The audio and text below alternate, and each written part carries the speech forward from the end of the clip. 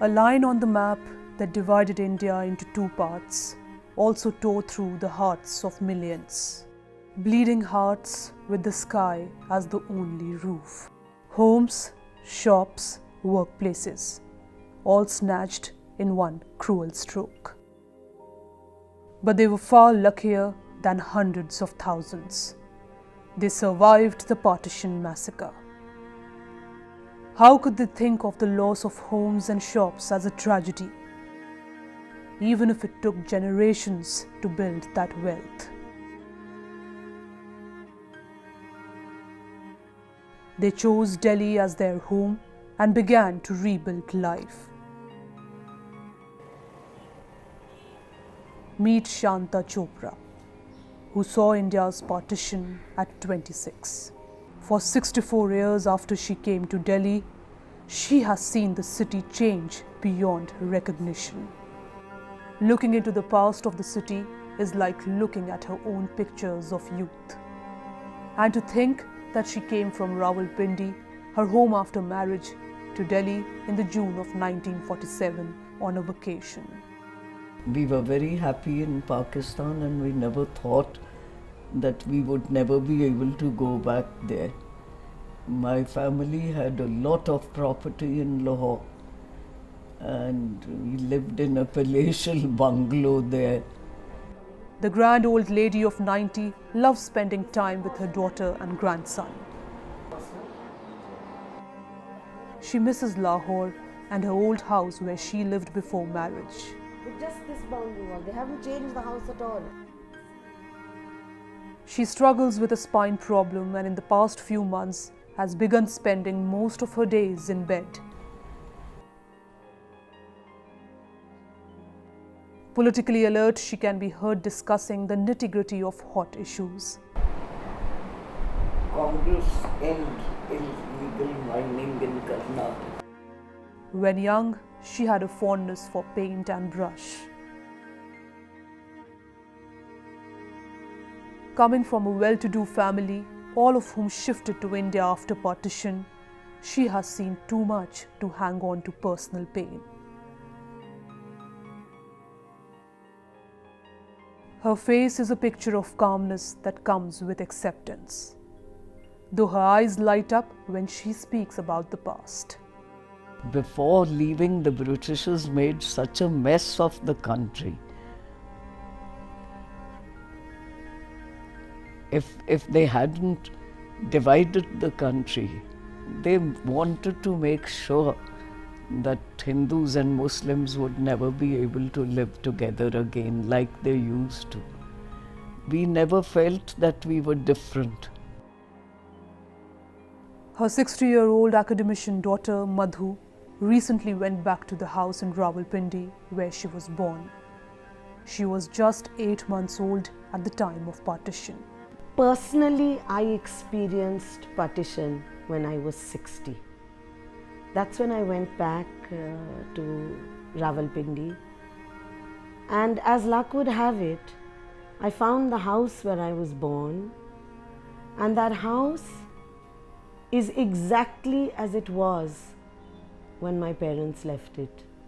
Except that it was a big house, as a lot of railway houses were at that time. And 60 years later, all that had been done to the house is that a wall had been built between two portions to divide the house into two portions. I was going back and then suddenly I realized that it must have been down this drive that my parents carried me out as a little child, as a baby. And that it is down this drive that we left our home. And I think that's the first time I experienced partition. Madhu proudly shows us the birth certificate she managed to get at 60. She says, at a time when everyone talks about regional identity, she's at a loss because she has no roots. Perhaps to make up, she keeps some trinkets they got from Pakistan very safely. We don't really talk of independence, we talk of partition. So I think this is the earliest memories I have is what I heard.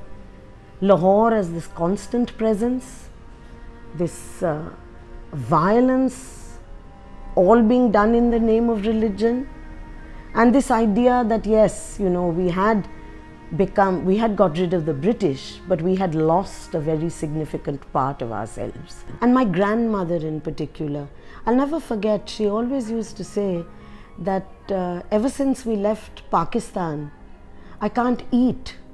She said, okay, you know, she said the wheat in Pakistan, in Peshawar, you know, the wheat in the Punjab is so different. Ever since Pakistan has been created, she said, I don't enjoy my food anymore.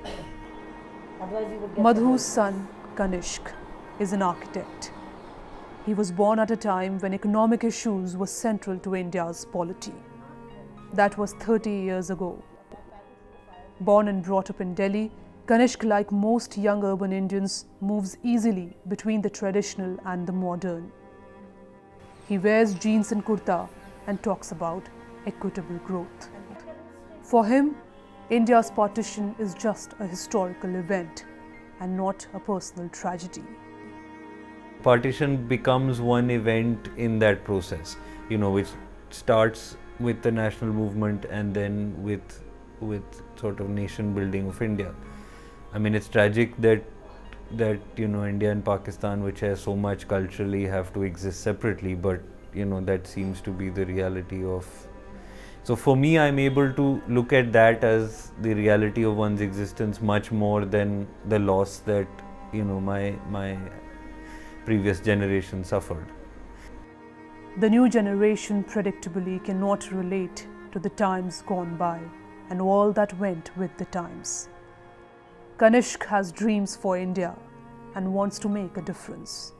We can bring about a more equitable system where you know, people's aspirations are being met without necessarily having to trample on others. Their experiences echo modern India's three ages: the joy and pain of independence, the era of stifling socialism, and the current burst of growth and optimism. It is through the Chopra's personal history that we get glimpses into how far India has come and how far its people wish it to go. So this is the story of these gritty souls who turned their personal tragedies into triumph for the whole nation. They could easily have been vanquished, but they turned out to be victors.